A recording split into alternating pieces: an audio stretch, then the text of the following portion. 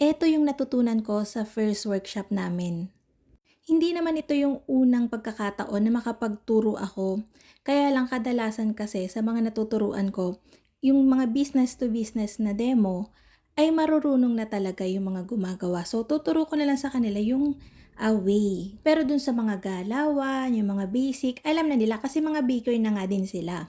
So, dito sa first hands-on na workshop ko kung saan yung mga estudyante ko ay gagawin din mismo yung mga ginagawa ko, ang dami kong natutunan.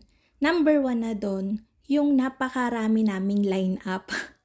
Naisip ko kasi since workshop to, ituro ko na sa kanila yung talagang mga basic o classic na talagang mabenta. So, parang yung nasa line up namin is 10 piraso. Ang nasa isip ko kasi, tigkakaunti lang naman parang tig si 600 grams, tig si 700 grams ng dough kada isang klase. So magagawa nila yon, sabi ko mabilis lang to, kaya to ng 8 AM to 6 PM tapos alito baka sobra-sobra pa yung oras. Pero nung naandun na kami, hindi ko na-anticipate na hindi pala sila ganun kabilis kumilos katulad ko, katulad ng mga baker na natuturuan namin.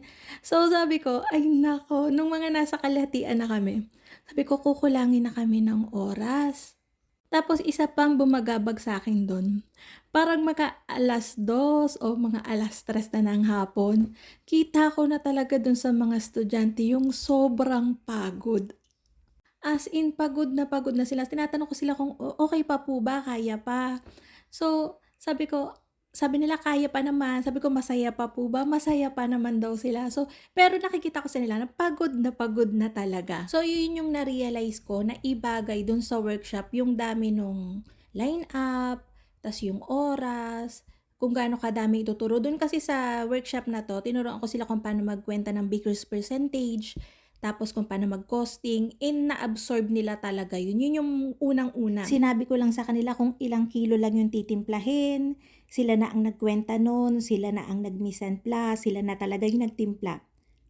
Nakakatuwa, nakuha talaga nila ng eksakto na parang talagang na-absorb nila, marunong na talaga sila.